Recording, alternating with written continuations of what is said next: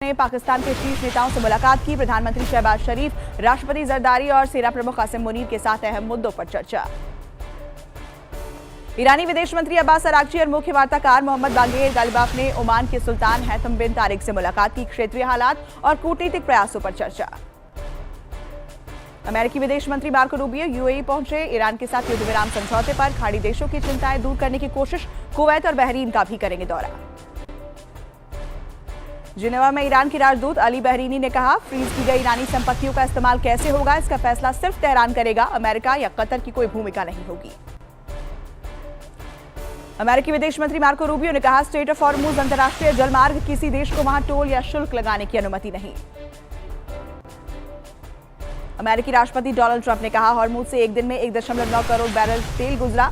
तेल आपूर्ति और वैश्विक ऊर्जा को लेकर बड़ी कामयाबी। हॉर्मुज से आगे भी सुचारू रहेगी जहाजों की आवाजाही। अमेरिकी राष्ट्रपति डोनाल्ड ट्रंप ने एक बार फिर कहा, ईरान के पास नहीं हो सकते परमाणु हथियार। ईरान पर बात पर सहमत हुआ। अमेरिका ईरान शांति समझौते के बाद नेतन्याहू के सामने राजनीतिक चुनौती। नेतन्याहू पर घरेलू आलोचनाओं को कम करने का है दबाव। अक्टूबर में हो सकते हैं चुनाव। इजरायली पीएम नेतन्याहू ने कहा, रक्षा के मामले में आत्मनिर्भर बनने की जरूरत। निर्भरता से आजाद होने के लिए खुद बना रहे अपने हथियार।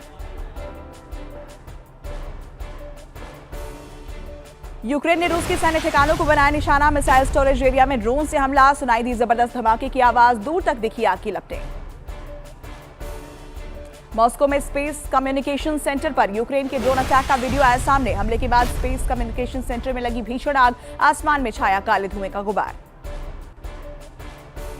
रूस के राष्ट्रपति पुतिन ने की कैबिनेट मीटिंग की अध्यक्षता। रूसी तेल रिफाइनरियों पर यूक्रेन के हमलों को लेकर चर्चा की। यूक्रेन के साथ संघर्ष खत्म करने पर बोले रूस के राष्ट्रपति पुतिन का 2022 के इस्तांबुल समझौतों के आधार पर यूक्रेन के साथ शांति वार्ता के लिए तैयार। रूस के राष्ट्रपति व्लादिमीर पुतिन ने नेटो और ईयू पर रूस के खिलाफ सैन्य तैयारी का आरोप लगाया। कहा, किसी भी खतरे का रूसी तेजी और मजबूती से जवाब देगा। कोचिंग सेंटर अग्निकांड पर एलडीए का बुलडोजर एक्शन की तैयारी। नियमों की अनदेखी कर बिल्डिंग बनाने का आरोप। एलडीए ने कारण बताओ नोटिस भेजने की तैयारी की। लखनऊ में कोचिंग सेंटर अग्निकांड की जांच जारी। एसआईटी और फॉरेंसिक टीम के बाद लखनऊ डेवलपमेंट अथॉरिटी की 4 सदस्यीय टीम ने भी किया घटनास्थल का दौरा। लखनऊ हादसे के बाद एक्शन में योगी सरकार। सभी जनपदों में अभियान चलाकर फायर सेफ्टी की जांच के आदेश दिए। बेसमेंट में कोचिंग और नर्सिंग होम नहीं चलेंगे। लखनऊ अग्निकांड को लेकर एलडीए का एक्शन। वित्त प्राधिकारी और जोनल अफसरों समेत करीब 18 इंजीनियर्स के खिलाफ कार्रवाई करने की सरकार से सिफारिश। अग्निकांड के पीड़ितों से अस्पताल में अखिलेश यादव ने मुलाकात की। बिल्डिंग में सुरक्षा नियमों का पालन नहीं होने का लगाया आरोप। मृतक के परिवारों को 1-1 करोड़ के मुआवजे की मांग। लखनऊ अग्निकांड पर अखिलेश यादव से सियासत नहीं करने की डिप्टी सीएम ब्रजेश पाठक की नसीहत। कहा, प्लॉट आवंटन से लेकर बिल्डिंग निर्माण और नक्शा पास कराने में शामिल रही है अखिलेश की ही मशीनरी। लखनऊ अग्निकांड में सस्पेंड फायर कर्मचारी कमलेंद्र कुमार सिंह ने वीडियो जारी कर कहा, उसकी कोई गलती नहीं। कर्मचारी ने एससीएफओ पर कार्रवाई की मांग की। लखनऊ अग्निकांड में मारे गए लोगों को वाराणसी के गंगा आरती में श्रद्धांजलि दी गई। मां गंगा से लोगों ने मृतकों की आत्मा को शांति की प्रार्थना की। लखनऊ अग्निकांड के बाद उन्नाव में जिला प्रशासन सतर्क। शहर में चल रहे कोचिंग सेंटर्स की जांच हुई। कोचिंग संचालकों को दिए गए निर्देश। लखनऊ हादसे के बाद एक्शन में सहारनपुर जिला प्रशासन। कोचिंग सेंटर और लाइब्रेरी में फायर सेफ्टी व्यवस्था की जांच की। 2 सेंटर को नोटिस दिया गया। लखनऊ हादसे के बाद इटावा में फायर ब्रिगेड की टीम अलर्ट। शहर के कोचिंग सेंटर्स में विशेष जांच अभियान चलाया। कई जगहों पर मिली खामियां, सुधार करने के तत्काल आदेश दिए।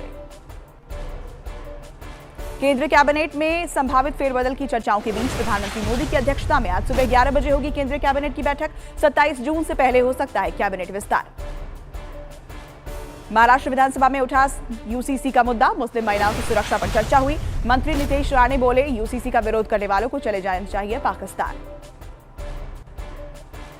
महाराष्ट्र विधानसभा के स्पीकर राहुल नार्वेकर ने कहा, यूसीसी पर सदन में चर्चा होना सकारात्मक संकेत। उन्होंने सभी सदस्यों से बहस में हिस्सा लेने की अपील की। यूसीसी पर शिवसेना शिंदे प्रवक्ता शायना एनसी का बयान। कहा, पूरे देश में यूनिफॉर्म सिविल कोड की जरूरत। महाराष्ट्र में सबसे पहले एकनाथ शिंदे ने किया यूसीसी का समर्थन। कर्नाटक विधान परिषद चुनाव में क्रॉस वोटिंग पर बीजेपी अध्यक्ष ने बैठक की। कर्नाटक बीजेपी नेताओं ने से फीडबैक लिया। जेडीएस के साथ संबंधों पर भी चर्चा। पश्चिम बंगाल में नेता प्रतिपक्ष ऋतुपत बनर्जी का बयान, टीएमसी के नए अध्यक्ष के चुनाव की जानकारी चुनाव आयोग को दे दी है। बंगाल विधानसभा में रो पड़ी आरजीकर अस्पताल पीड़िता की मां और विधायक रत्ना देवनाथ। सीएम शिवेंदु ने कहा, आरजीकर मामले में न्याय होकर रहेगा। पंजाब के सीएम भगवंत मान ने कथित वीडियो मामले में गुरुग्राम पुलिस की कार्रवाई। फर्जी रिपोर्ट तैयार करने के आरोप में 2 फॉरेंसिक एक्सपर्ट अंकित और अरुण महेंद्र को गिरफ्तार किया। बेअदबी से जुड़े भगवंत मान के कथित वीडियो पर बड़ा खुलासा। पंजाब पुलिस पर 10 लाख रुपए में फर्जी फॉरेंसिक रिपोर्ट तैयार करवाने का आरोप। कांग्रेस ने की भगवंत मान के इस्तीफे की मांग। एनसीपी विधायक सना मलिक के बयान पर मंत्री नीतीश राणे का पलटवार। कहा, हमारी बहन सना भूल गई हैं कि वो हिंदू बहुसंख्यक देश में विधायक है, पाकिस्तान की संसद में नहीं बैठी हैं। बिहार में आज सम्राट चौधरी कैबिनेट की बैठक। शिक्षकों के ट्रांसफर की नीति पर लग सकती है मुहर। कई अहम प्रस्तावों को सरकार दे सकती है मंजूरी। आदिवासी वीरांगना महारानी दुर्गावती के बलिदान दिवस पर अखिलेश यादव ने आदिवासी समाज की बुलाई बैठक। लखनऊ में पार्टी की बैठक होगी।